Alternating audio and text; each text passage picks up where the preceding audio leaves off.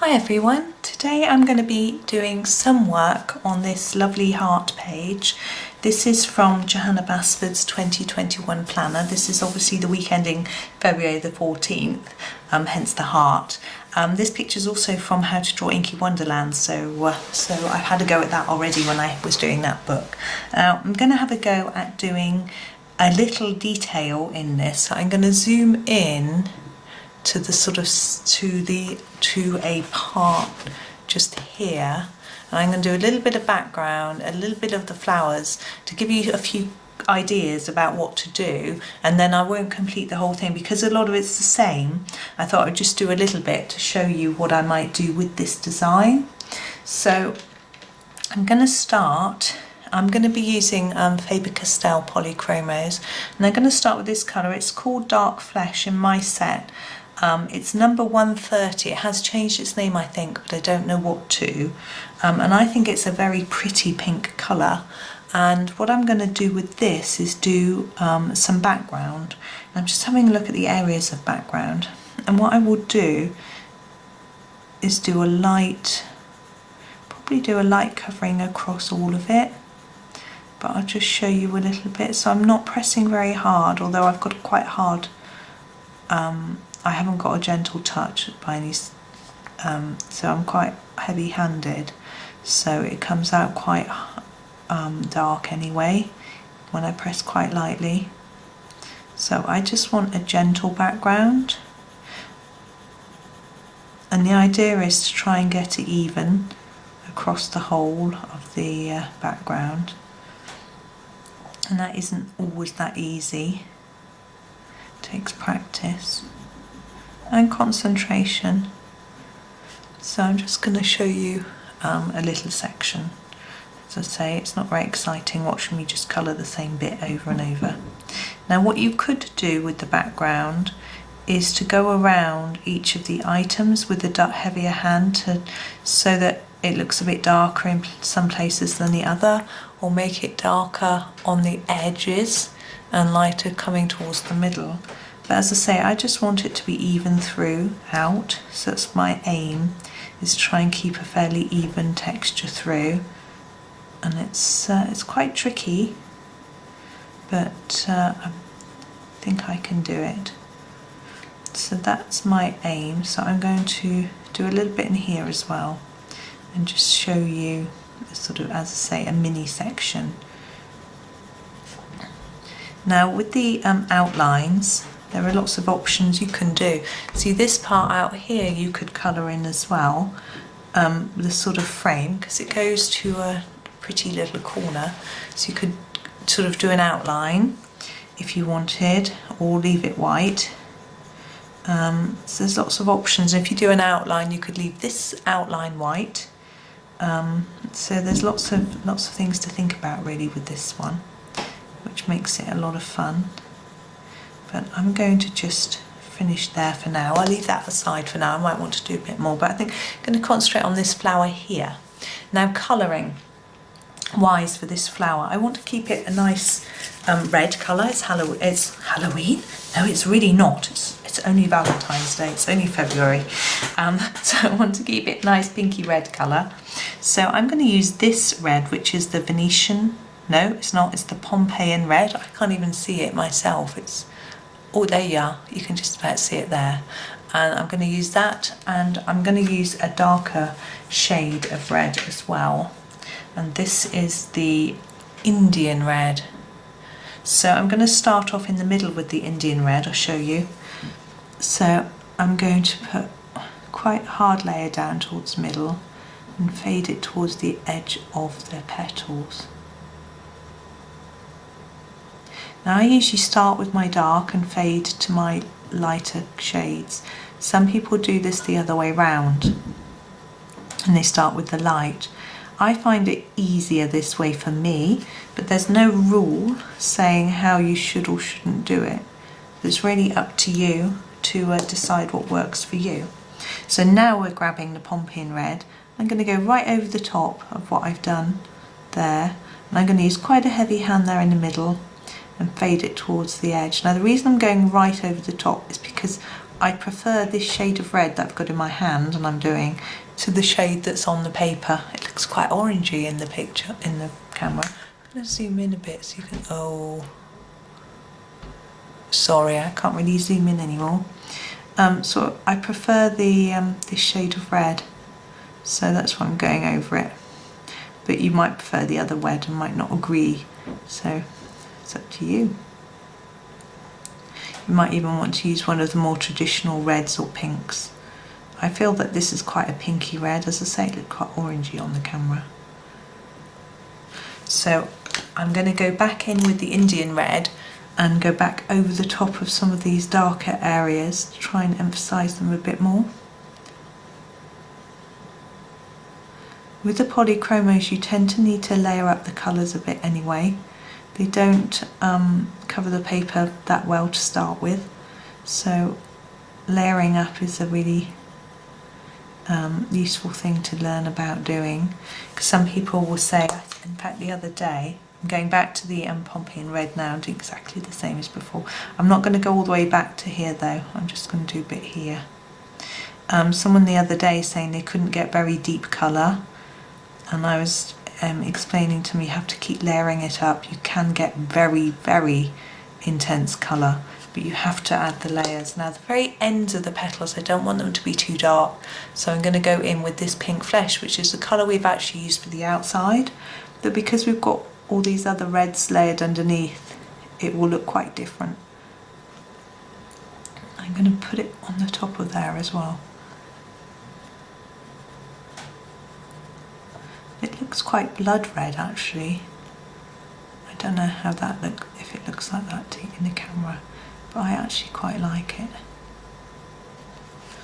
Right, and now I'm going to show you a few details. This is my Sakura Dead Jelly roll. This is number 5, which is a really thin little nib.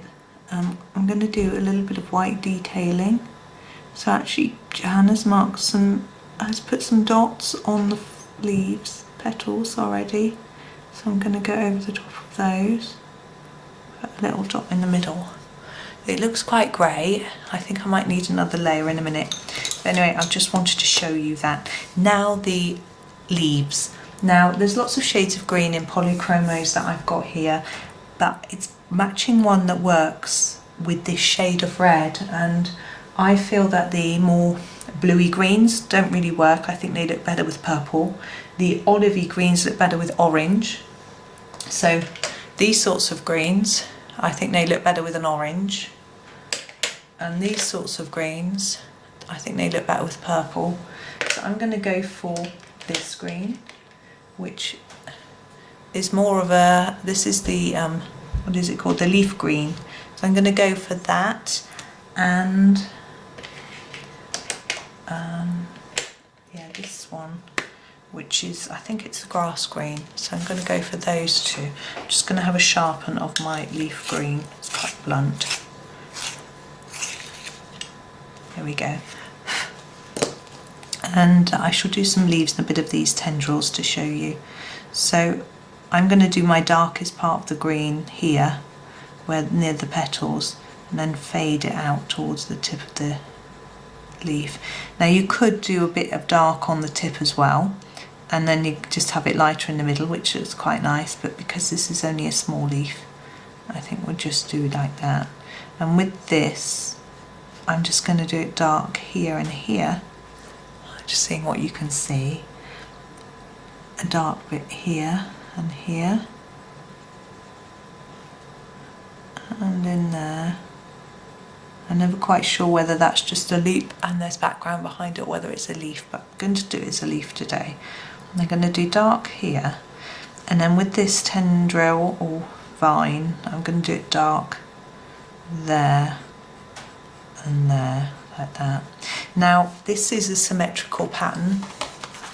You can see that bit's identical, so we'll be doing it, I will copy what I did here when I go over there, but I'll use the same principle for all the vines as I'm doing here. And now we're going to a bit with no background, but that's okay. So just doing, you can see what I'm doing. I'm building up some dark green towards the base. and then we grab the grass green and we do this pale part. So I overlap a little bit, but not completely, because I want that bit that's near the flower to definitely look darker. If I put too much light on top of it, it will disappear and you won't see it. So just blending it all in. As I say, I'm quite heavy-handed, so it goes down quite well. And I don't always need to do lots of layers if I push down, but I have to be careful. Don't get too excited and push down too hard, because you get nasty streaks maybe, and you can spoil the paper. I'm actually going to cover all of the dark, and the reason for that is so that it covers the white paper. And I'm just going to go back over again with the darker shade, the leaf green, and re-emphasize where I wanted those areas to look a bit darker. If you could even make it, you could make it even darker if you wanted to by grabbing an even darker shade. The permanent green. What else might you use? Maybe even a pine or chrome oxide green, something, or juniper green, but I'm not quite sure how well those shades would blend in.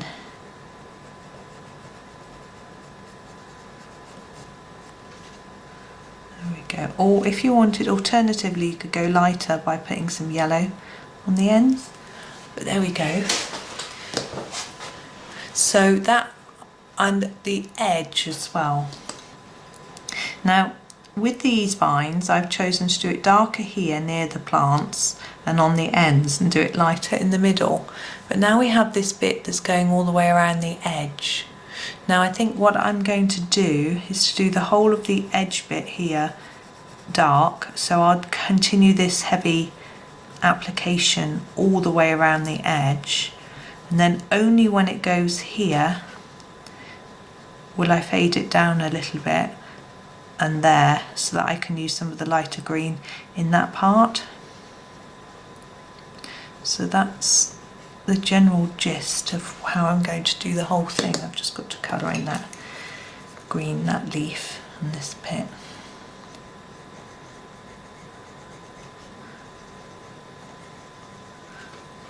And then go back over again. And that bit isn't heavy enough for my liking. So that's how I'm going to complete my heart. So I'm just going to go back over those white bits with the white pen, because it just didn't show up that brightly for my liking. I'm just erasing what I did before. It's not properly dry. That's the problem. There we go. So I will continue and finish that off at some point, and as I tend to, I will publish the finished picture on my Instagram page. You should be able to find me. I think I'm either Rachel Henderson or Rachel Henderson Colouring, can't remember, but you'll find me on there. And there's a link on my YouTube channel on the homepage. If you go to the homepage, there's a link to the Instagram page. You can find me there anyway, so that's easy enough for you. So you'll be able to have a look there and find the finished picture. I'm not sure when I'll put it up, but it'll be definitely before or on the day this video goes out. I will aim to get it done by then, so so you'll be able to see it. So there we go.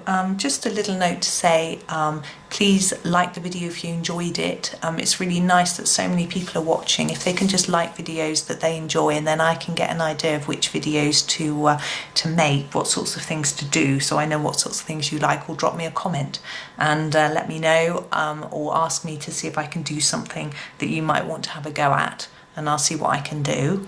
And that's brilliant. And lastly, if you subscribe, then you will get a notification when I have a new video out, so that might be handy for you as well. So thank you so much for watching. I hope you enjoyed that. I hope that's going to get you started with your heart, and happy Valentine's Day when it comes around. There'll be a few more videos before then, but anyway, and happy colouring, and thank you very much.